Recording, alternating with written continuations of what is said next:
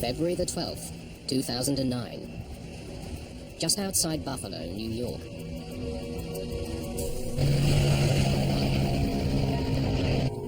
Gear down. Folks alive? Gears down. Jesus Christ! The airplane entered an aerodynamic stall. It did not recover.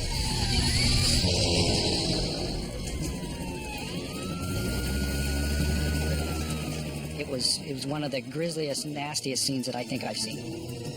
The crash of Continental Connection Flight 3407 would be one of the NTSB's most important in decades, and would see a grieving father fight for changes to the laws governing small airlines. I'm focused and determined to change what exists, and not have another dad sitting here. Mayday, Mayday.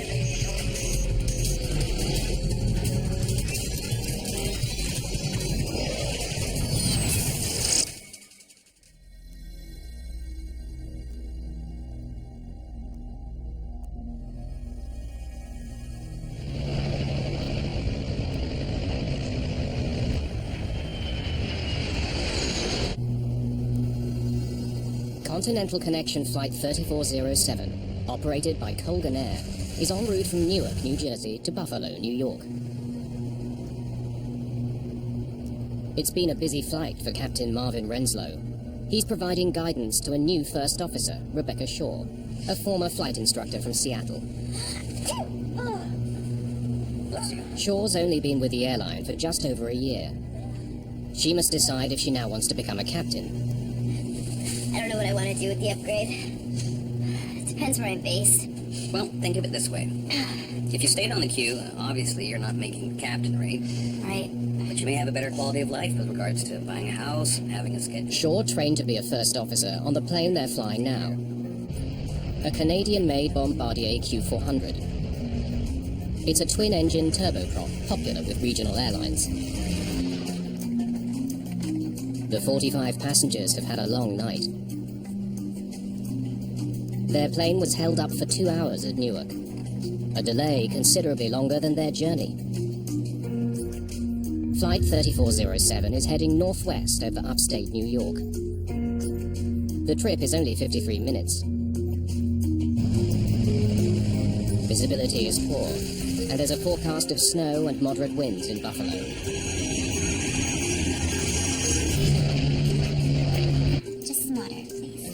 Elise Kausner is a student at Florida Coastal School of Law in Jacksonville. She's on her way to visit her family in Buffalo. She had 5 nieces and nephews at the time, and they had a love luncheon at the kids' school. It's a couple of the nephews, and they both wanted Aunt Ellie to be their guest.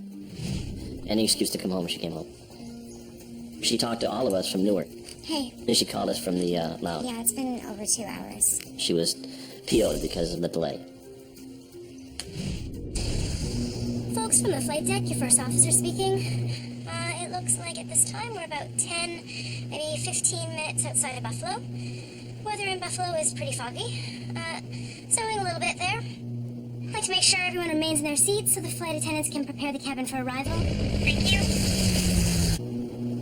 Colgan 3407, descend. Maintain 2,300. Okay, down to 2,300. Colgan 3407. Let's do a descent checklist, please. We can do the approach checklist along with it. Sure. Bug set. Set.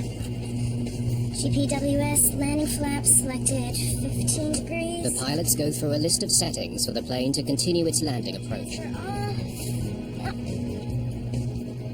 Passengers can already glimpse the lights of Buffalo's suburbs.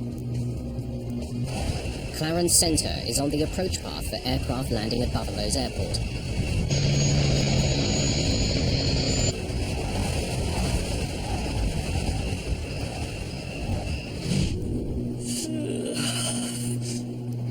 Gear down. Folks alive. Gears down. Alright, flaps 15. Extending the flaps provides more lift, allowing the plane to slow to its final approach speed.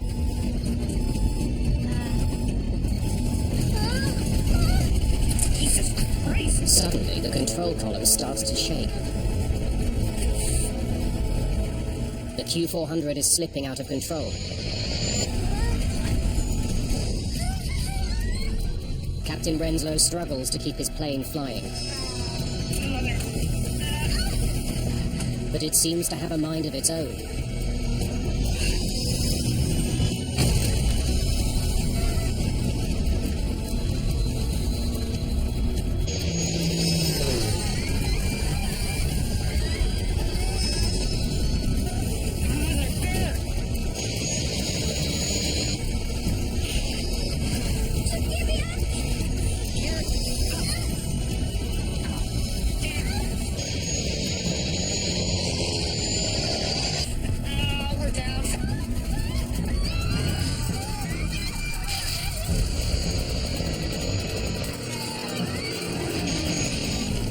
The plane crashes into a house at 6038 Long Street.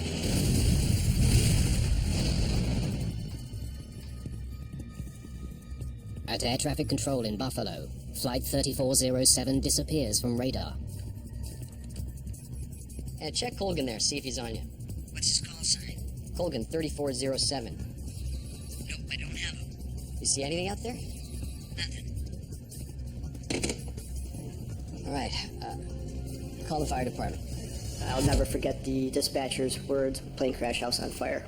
I immediately got my shoes on and my coat on, got in my truck and started heading down the driveway. Firefighters don't have far to go.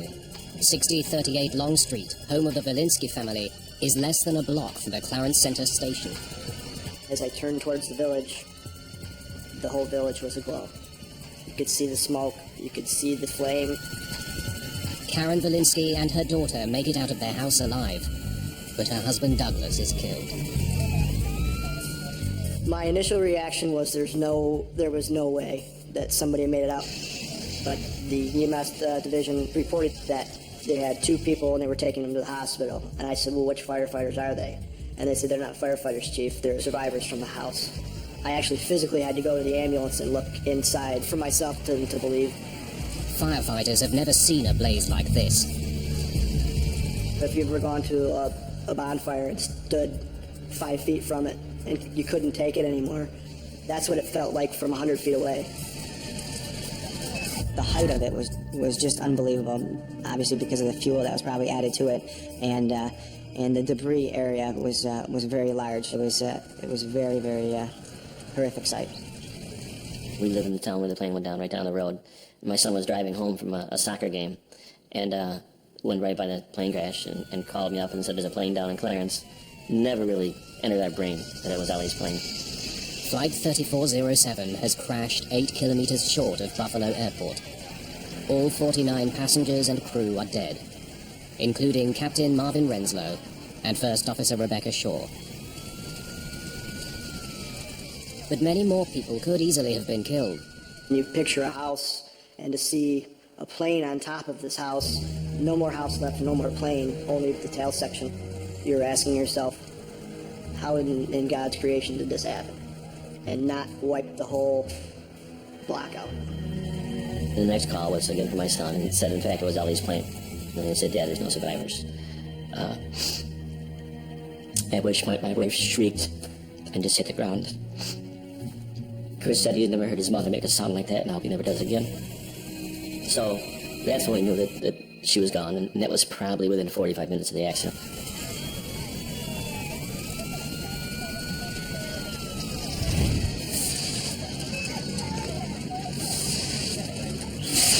The scene in the morning is one of utter devastation. Clint Crookshanks from the NTSB. Can I start poking around? Clint Crookshanks is one of the first investigators on the case. When we arrived on scene, there was a fire still burning. It turns out it was from a gas line that had been broken in the house. The fireman would put the fire out and it would reignite every couple of minutes. It was one of the grisliest, nastiest scenes that I think I've seen. Flight 3407 may have been a small plane, but it's the worst crash in the US in more than 7 years. It will become one of the NTSB's most important investigations.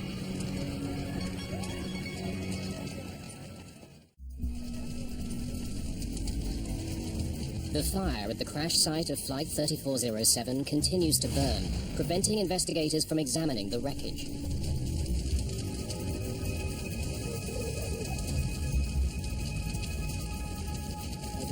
That's where I think the airplane had crashed into a house, and then it had burned all night long, so all the debris was basically in the house.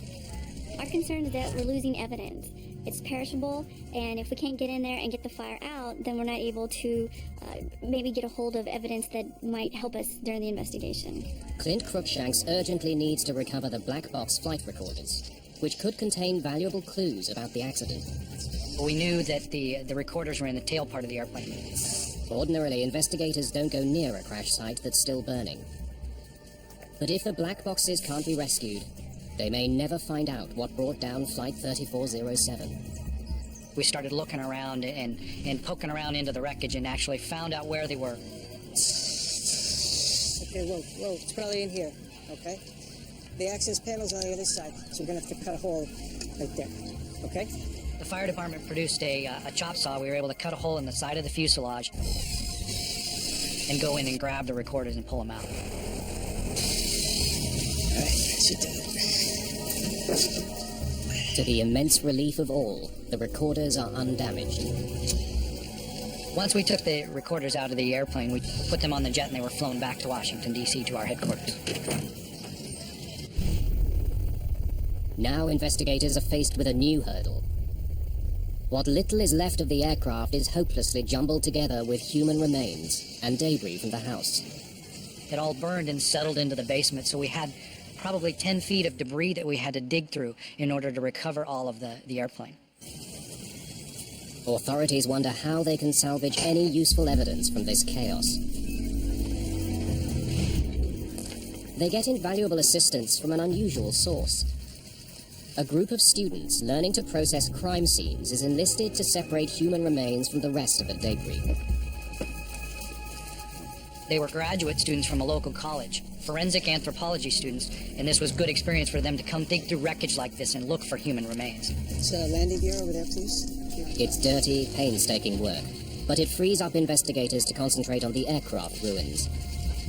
So we were on our hands and knees with brooms, with little shovels, scooping out debris, identifying it as to house debris or airplane debris, and then putting it in different piles. The first question for me as a structures engineer is to figure out if the whole airplane made it to the scene of the crash. The wreckage is carefully studied to determine if the plane's four corners, nose, tail, and both wingtips, are present. If we find all four corners of the airplane, then we know that there was no in-flight breakup. There was nothing that departed the airplane during the flight that may have caused the accident. One wing has been consumed by fire. The other is shattered into pieces. Hey, have a look at this. But investigators are gradually finding what they've been searching for. Oh yeah, this last piece. It's left. It wasn't until several days into the investigation, as we were scraping away some of the debris, that we actually found evidence of the left wing and the nose. Investigators now have all the pieces they need to conclude that the entire plane is at the crash site. Whatever caused the disaster was not the result of a breakup in flight.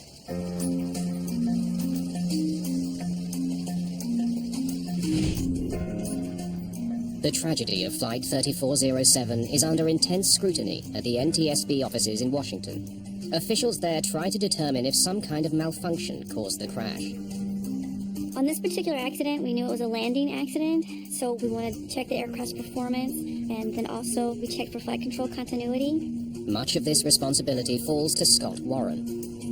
My role in the investigation was to be the systems group chairman for the safety board, so I was in charge of looking at all of the aircraft systems. Warren analyzes the aircraft's cockpit voice recorder, or CVR, to determine if there were any indications of a problem in the cockpit. Prepare the cabin for arrival. Thank you. Is that ice on the windshield? He discovers that 6 minutes before the crash, the crew of Flight 3407 had noticed a buildup of ice on the aircraft. Got it on my side. Do I have yours? Oh, yeah. Oh, it's lots of ice. Ice can be a deadly threat to any airplane. If an aircraft has ice on it, it will have more drag on it, so it'll require more power to maintain a given airspeed.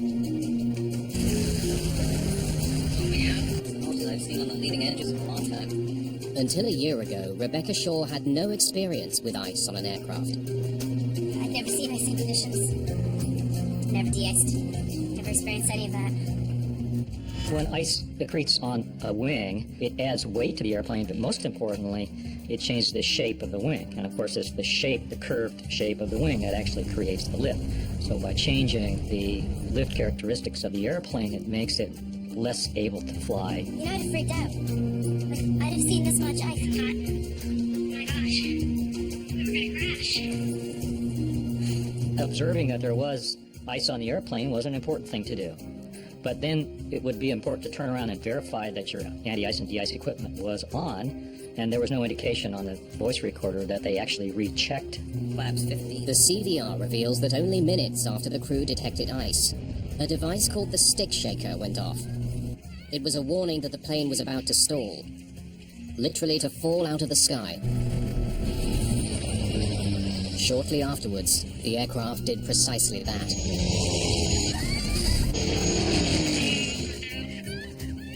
We know there were icing conditions. The only question was, were they bad enough to induce this airplane to have a failure? Ice is now the chief suspect in the crash of Flight 3407. If it's ice, let's prove it. We were all convinced that we had an icing accident. We said, yeah, it's going to be an icing accident. We just got to make sure we look for these few key aspects of icing, verify that, and we're good. But some of the victims' family members are less convinced. Our initial thought was that it was an ice-related incident, that it was an icy night and brought the plane down. And as we began to talk to people who knew airline travel, who were pilots themselves, they would look kind of askance and say, I don't think so. That doesn't make sense. Some investigators share that suspicion. Scott Warren knows a plane like the Q400 has a sophisticated de-icing system. It's designed to keep ice from building up on the wings and other critical parts of the aircraft. To prevent ice accumulating, the plane has rubber bladders along the front of the wings, called de-icing boots. A series of valves uses air from the engines to inflate the boots and crack the ice off the wing. Those boots are designed to inflate periodically, and that inflation breaks off the ice that's accumulated on those leading edges. Warren now wonders if the crew of Flight 3407 actually turned on their de-icing equipment. He studies data from the plane's other black box, its Flight Data Recorder, or FDR. It tracks the workings of crucial aircraft systems, including the de-icing mechanism.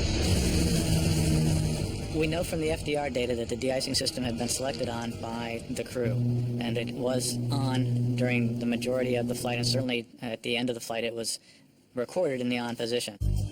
But now Warren needs to figure out if the device was actually working. Just because the data records that the system is on, that's a start, but you can't necessarily believe that one piece of information. The only way to know is to find what remains of the plane's de-icing system and determine if it was active when the aircraft went down. Clint Cruikshank's team hunts for a crucial component of the system, the valves. Excuse me.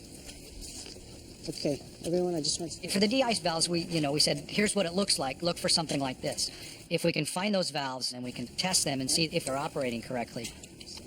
The valves were very important to us because they are the key component that moves air from the engines where the bleed air originates for the de-icing system.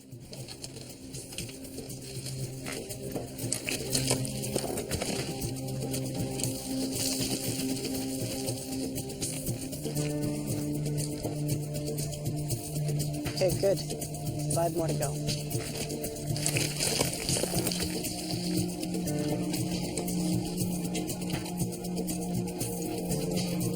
Five of the plane's 6 de-icing valves are eventually recovered. Some were badly burned, some were in fairly good shape. And we took those valves and we conducted as much testing on those valves as we thought was appropriate for the level of damage. We looked at the level of electrical conductivity, and we looked at the pressure testing. We looked at a wide variety of things depending on the condition of the valve itself. And as far as we could tell, all those valves were working properly. Is that ice on the windshield? Got it on my side. Now investigators have to consider the possibility Oh, yeah. Oh, it's lots of ice. that there was so much ice on the wings that the de-icing system couldn't get rid of it fast enough. Oh, yeah. That's the most I've seen on the leading edges in a long time. It has happened before. In Roselawn, Indiana, a French-built commuter plane crashed in 1994 after suffering a catastrophic buildup of ice on the wing.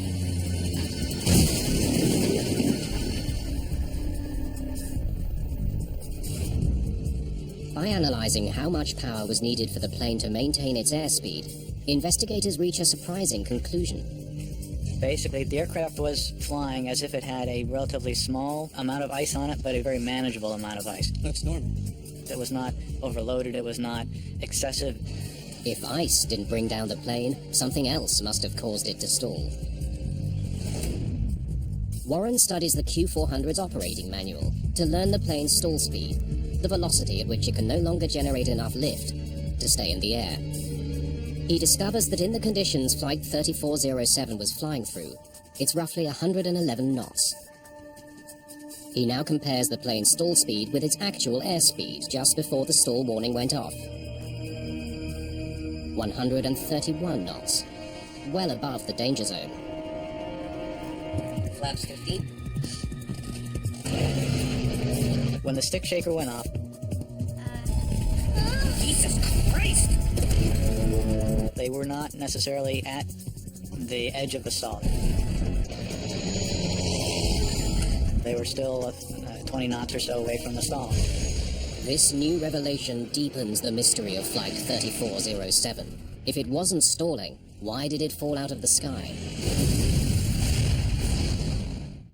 Investigators turn their attention to the critical seconds before Flight 3407 went out of control. They look for clues that could explain why the stall warning went off when the aircraft was flying well within its safety margins.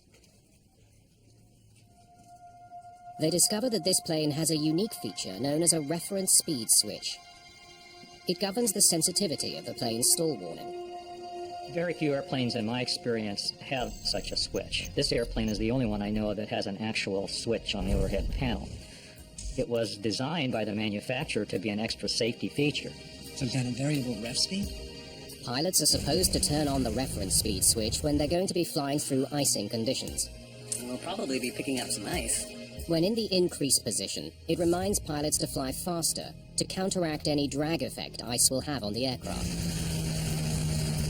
When you are in icing conditions and ice does accrue on the wing, it can cause the stall speed to go up. And so this ref speed switch correspondingly causes the warning to come on sooner or at a higher speed. What that switch does is it basically changes the trigger settings for the stick shaker. So we had to ask the manufacturer, how does this switch work? And what we found was it was part of the system's description that the crews got when they went through training. But they didn't get a lot of training on how to handle that switch. It seemed like it was too simple to worry about. Investigators need to know if the crew of Flight 3407 had turned on the reference speed switch, triggering the stick shaker at a faster than normal speed. The flight data recorder doesn't show whether the switch was on. Investigators must find another way of determining its position at the time of the accident.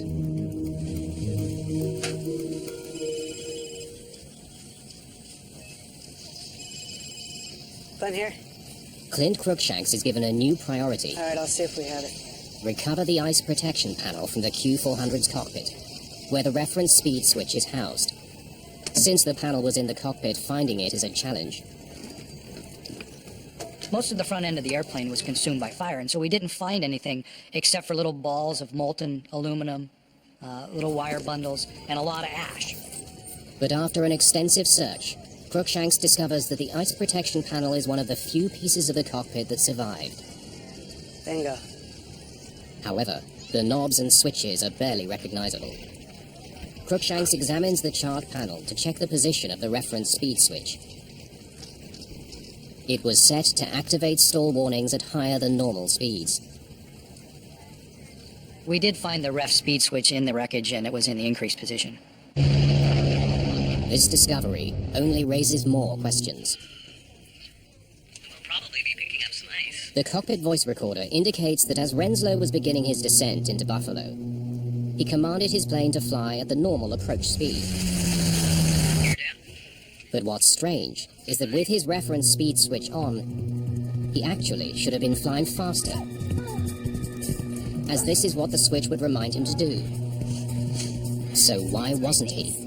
The plane's computer warned the crew to fly faster, according to the settings they had configured, by displaying a set of red bars on the airspeed indicator. Which may have a better quality of life with regards to... These bars are meant to warn the pilots that a stick shaker activation is imminent. That's right. If you're looking at the airspeed indicator, you should be aware that you're getting slow, and the stall warning may come on.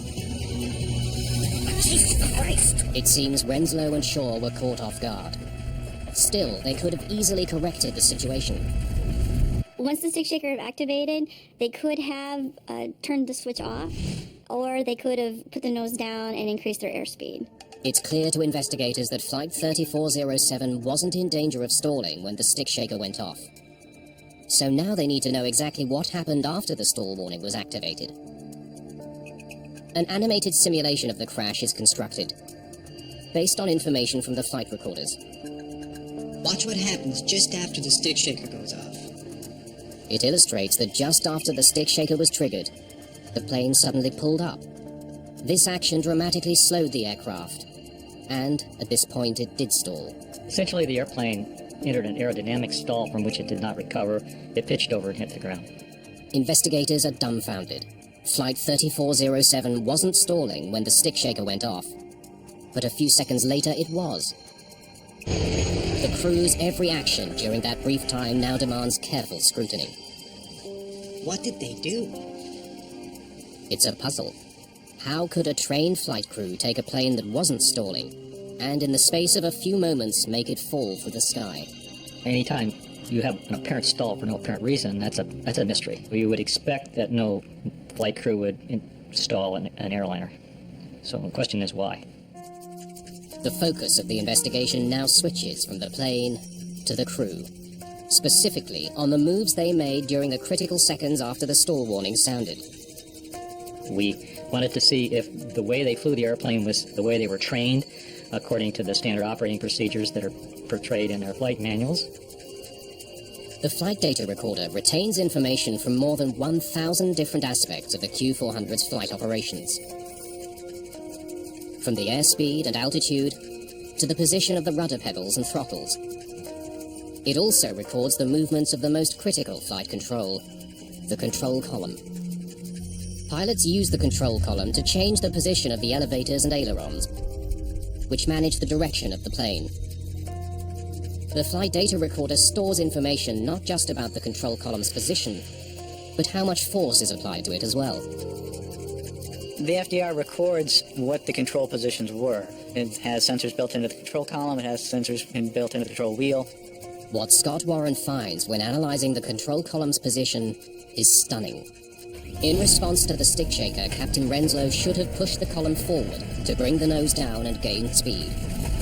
But for some reason, he did the exact opposite. We found that the crew, instead of pushing forward, which is the normal response to a stick shaker triggering, the crew was actually pulling back on the controls. This had the effect of pulling the nose up, causing the airspeed to drop and tipping the aircraft into an actual stall. Captain Renslow had apparently mishandled one of the most elemental piloting maneuvers: how to recover from a stall. Above everything, it requires gaining airspeed to get out of the red. The recovery procedure is fairly simple and straightforward. It requires pushing forward on the controls and adding full power. At any point in time, had the captain pushed forward on those flight controls, he had a reasonably good chance of recovering quickly. From everything we've gained, that stall was recoverable on a repeated number of levels on a repeated basis. There was no reason for that plane to go down. Investigators also learned that First Officer Shaw, in trying to help Renslow deal with the crisis, inadvertently made things worse.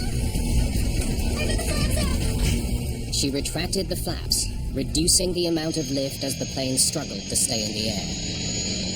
Had the first officer simply called out, "You're stalled," advanced the power, pushed the nose over, the airplane would have been able to recover. From a human point of view, it's sad to recognize that those sorts of things happened and the tragedy that came from that. It's concluded that Captain Renslow's failure to properly respond to the stall warning was the primary cause of the crash of Flight 3407. As the issue is now pilot error rather than mechanical failure, human performance investigator Evan Byrne is brought on board. His first question: Why hadn't either Renslow or Shaw noticed that their airspeed was too low for the icy conditions? In this case, we can look back towards the fact that there were clear and conspicuous cues of the deteriorating airspeed that were not heeded by the captain. Byrne listens to the cockpit voice recording to try to understand what might have led to that oversight. Exactly. Where you could be home with your husband to take care of and all that stuff. He learns that the crew had been talking throughout the flight. The conversation continued during the landing approach. It's a violation of a rule known as the sterile cockpit, which bans non-essential conversation during critical phases of the flight. You're gonna be upgraded in 6 months. Quite simply, it prohibits conversations that aren't related to the operation of the flight. Let's do a descent checklist, please. We can do the approach checklist along with it. Yeah, sure. Bug set? Byrne also discovers that because of the cockpit banter, the crew performed critical checklists and briefings late. Off. Hydraulic pressure and quantity. Distracted, the crew probably didn't see the red bar indicating they were flying too slowly for the conditions the plane had been configured for. On. Approach checklist complete. Rock and roll. When crews deviate from standard operating procedures and perform checklists late or don't make the required callouts, they become more vulnerable to subtle mistakes that they may make inadvertently that could lead to startle and surprise or unanticipated events that they have to respond to. The evidence is unequivocal. The crew of Flight 3407 was badly distracted throughout the approach. Even when we interviewed, he said, yeah, you're gonna be upgraded in 6 months. They had forgotten a key setting they had made that required them to fly faster than normal. They had missed indications that they were flying too slow for icing conditions. Then Captain Renslow had reacted incorrectly to a stall warning, sealing the fate of the plane. Evan Byrne wonders, what could have caused a trained airline flight crew to have made such missteps? He finds a clue on the cockpit voice recording.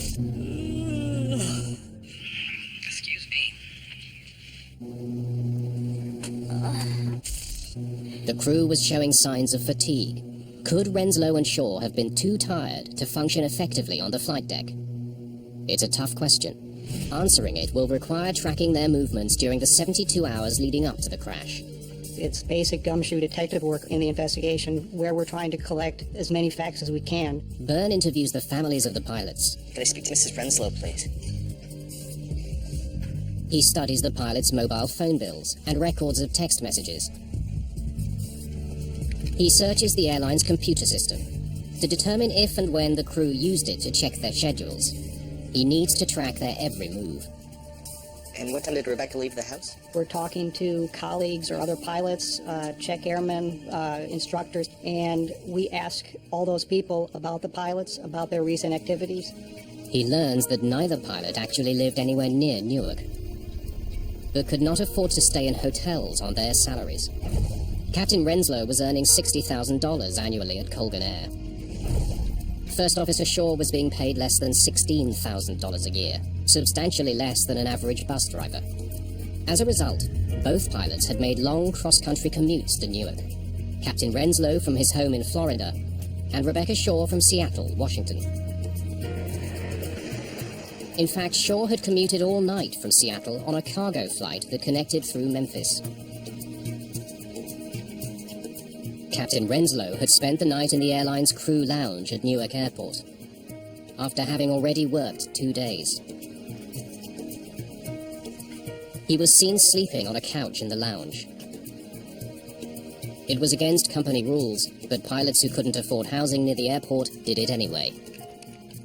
Records show that at 3:10 a.m. on the morning of the crash, Renslow was awake. He checked his work schedule on the airline's computer network.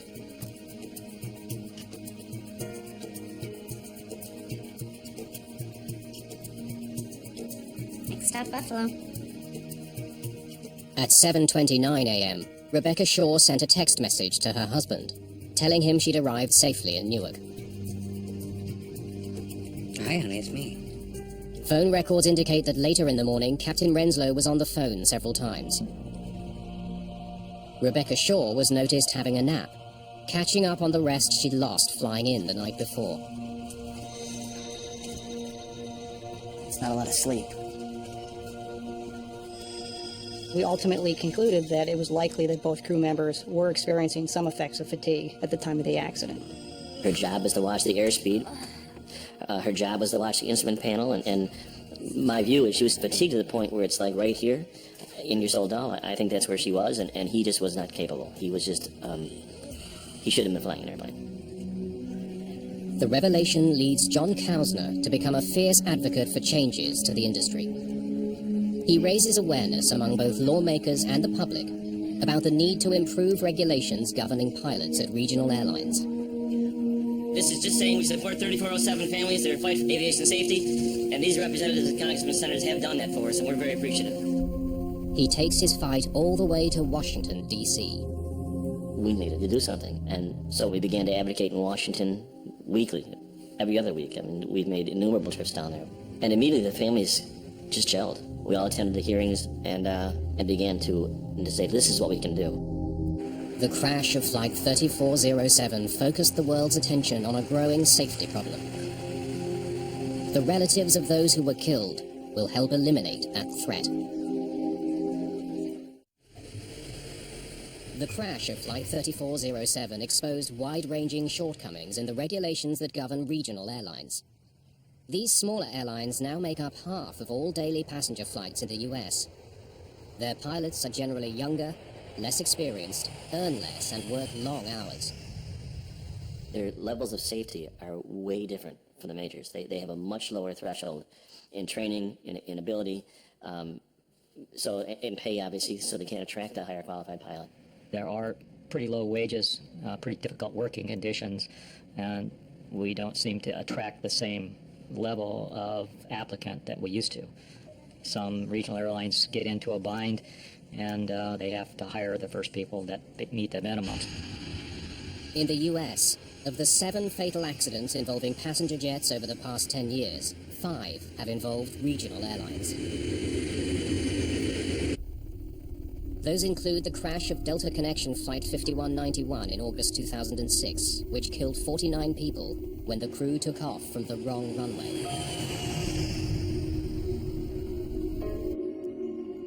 John Kausner's campaign to change laws governing pilots has paid off.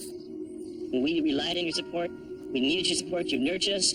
We want to thank all of you, from all of us. A year and a half after the crash, under pressure from Kausner and other victims' family members, the US Senate passed a bill which toughens training requirements and forces the FAA to draw up new rules on pilot fatigue.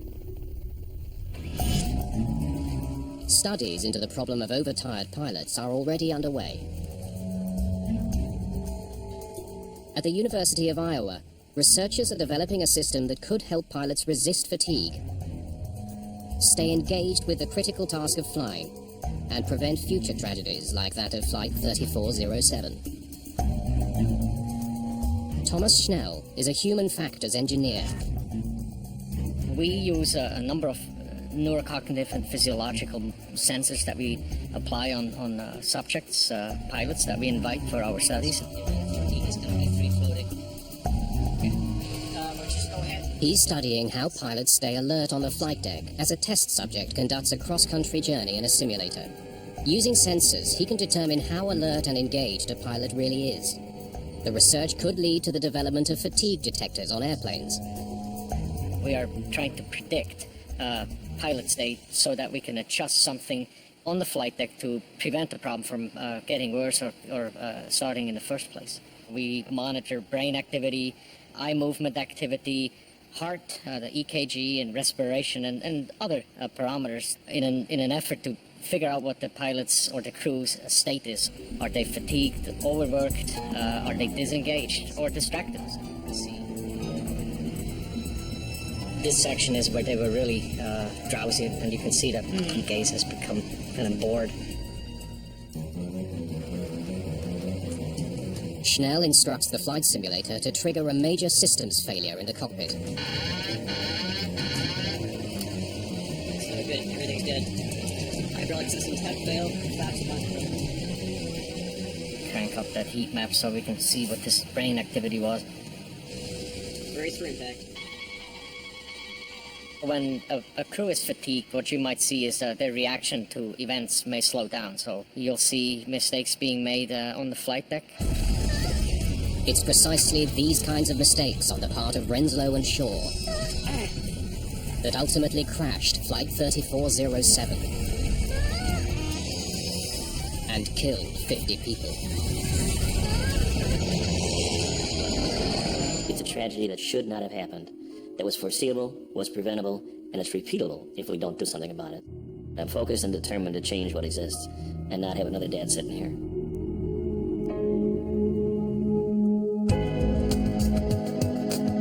Brand new air crash investigation is back at the same time next week. Details coming up. Stay tuned for more drama in the skies.